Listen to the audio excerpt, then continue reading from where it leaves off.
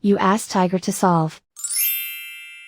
This deals with linear equations with one unknown. The final result is m equals 9/5. Let's solve it step by step. Group all constants on the right side of the equation. Subtract 9 from both sides. Simplify the arithmetic.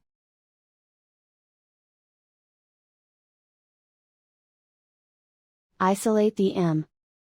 Divide both sides by -5. Cancel out the negatives. Simplify the fraction. Cancel out the negatives.